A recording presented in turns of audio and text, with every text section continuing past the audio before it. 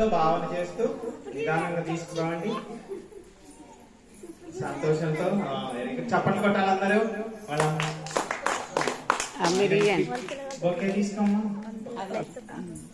మీ ఇద్దరు కలిసి మమ్మీకి ఇవ్వండి బొకే. జాగ్రత్తగా తొందర చేయకండి, నిదానంగా ఫోటో దిగండి, సంతోషంగా ఉండండి. ఈరోజు చాలా ముఖ్యమైన